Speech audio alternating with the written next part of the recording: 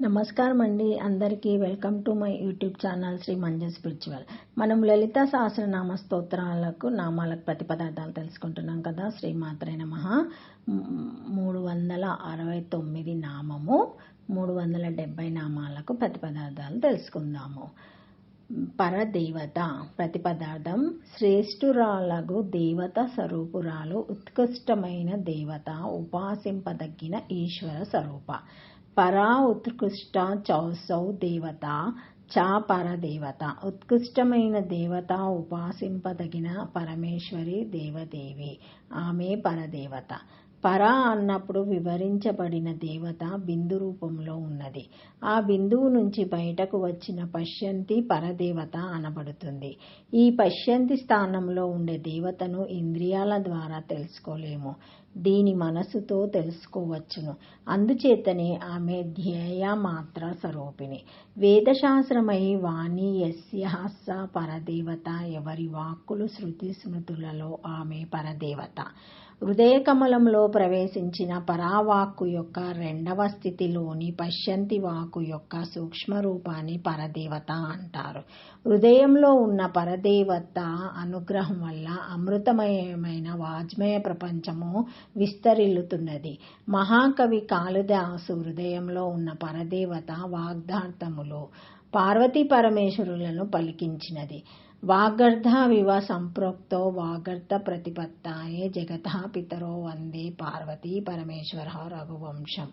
వాక్కు అర్ధము పార్వతీ పరమేశ్వరులు, వాక్కు పార్వతి, అర్ధము పరమేశ్వరుడు. వీరిద్దరి విడదీయరాని సంబంధము. జగత్తుకు తల్లిదండ్రులు అటువంటి పార్వతీ పరమేశ్వరులను శబ్దార్థ జ్ఞానము కొరకు నమస్కరించుచున్నాను. శ్రీకృష్ణ పరమాత్మ పరదేవత సాక్షాత్తుగా భగవద్గీత అనే అద్వైతమృతాన్ని భారతదేశంలో వర్షించారు. పార్థాయ ప్రతిబోధితః భగవతా నారాయణేన స్వయం వ్యాసేన గ్రంథితం పురాణమునిః మధ్యే మహాభారతం. అద్వైతమృతవర్షిణం భగవతిమష్టాదశదాయినం అంబా త్వామహన సందమామి భగవతే భవాద్వేషిణాం. అంబా శ్రీమాత పరదేవత. భగవద్గీతను నీవు స్వయంగా శ్రీకృష్ణ పరమాత్మచే అర్జునునకు ఉపదేశించావు. పురాణముని ప్రాచీనుడైన వ్యాసమహర్షి తాను రచించిన మహాభారతంలో భగవద్గీతను చేర్చి ఉన్నాడు. నీవు అష్టదశాధ్యాత్మికమైన రూపాన్ని ధరించి అద్వైతామృత వర్షాన్ని కురిపిస్తున్నావు.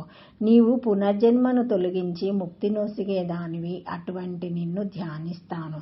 సాక్షాత్తుగా శ్రీ లలితామాతాయే భగవద్గీత అమృత వర్షాన్ని కురిపించింది. ఈ వర్షంలో ఎవరు తడిసి ముద్ద అవుతారో వారు ముక్తిని పొందుతారు. శ్రీకృష్ణ పరమాత్మే పరదేవత లేక శ్రీమాత. ఓం పరదేవతాయ నమః. ప్రజ్ఞాక్షకరి శ్రీమాత్రే నమః. 370 ప్రతిపదార్థము మధ్యమ. ప్రతిపదార్థం మధ్యమ వాగ్రూపురాలు. పశ్యంతి వైఖరి వాకులకు మధ్య ఉండే స్థితికి సంబంధించిన వాకు. మధ్యే స్థితే మధ్యమ. మధ్యయందున్నది మధ్యమ అనే వాక్స్వరూపిణి. పశ్యంతి మన కేవలము తీర్ణ నాపి వైఖరి వహ బాహ్య నా స్ఫుటహర నిఖిలివహైవ వాగ్రూప మధ్యమ తయో ఆస్మ.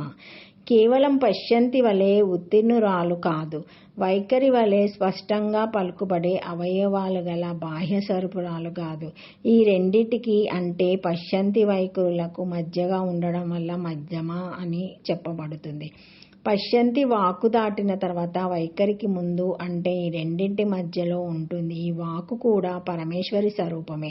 ఇక్కడ నాదం పుడుతుంది అంటే వాకు పూర్తిగా అస్పష్టం కాదు, అలా అని స్పష్టం కాదు. దీని మనసుతో గ్రహించవచ్చు. ఇక్కడ వాకు మరాకు వచ్చిన ధాన్యపు గింజలాగా ఉంటుంది కాబట్టి ఇది అని తెలుస్తుంది, కానీ పూర్తిగా కాదు.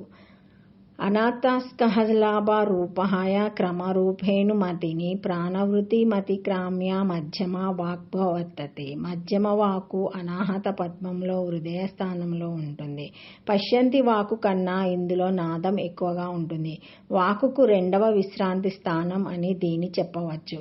పశ్యంతి స్థానం నుండి మధ్యమ వరకు అంటే ఆధార చక్రం నుండి అనాహతం వరకు స్థూల మధ్యమ అంటారు.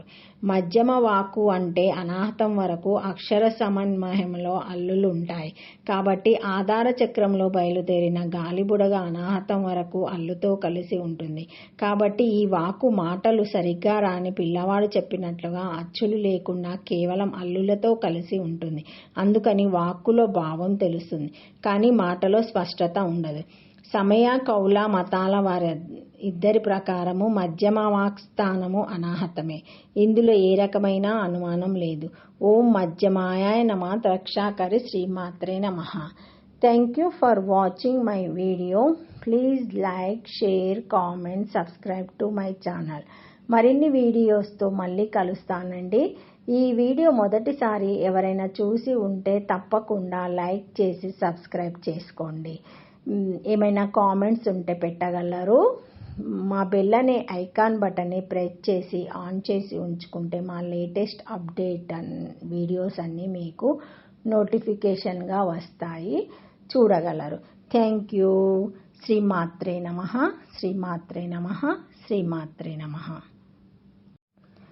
సత్వాన్వేషణ ముక్తికి మార్గములు, కర్మ మార్గములు రెండు ఉంటాయండి. గుణాలను బట్టి కర్మ సాత్వికము, రాజసికము, తామసికము అని 3 విధాలుగా ఉంటుంది. సాత్విక కర్మ ఇది అకర్మ, దీంట్లో అహంకారం మమకారాలు ఉండవు. రాజసిక కర్మ ఇది వికర్మ, ఫలశ అహంకారం ప్రయాసోను చేయబడిను. తామసిక కర్మ ఇది అజ్ఞానంతో తన సామర్థ్యము మోహంతో ప్రారంభించబడేది. ఇవి హింస నాశనాలకు దారితీస్తాయి. ఇవి పాపహేతువులు. అజ్ఞానం చేత సుఖాన్ని అత్యున్నత ప్రాప్తి అనుకోవడం వల్ల మనకు కష్టాలన్నీ అనుభవిస్తున్నాం.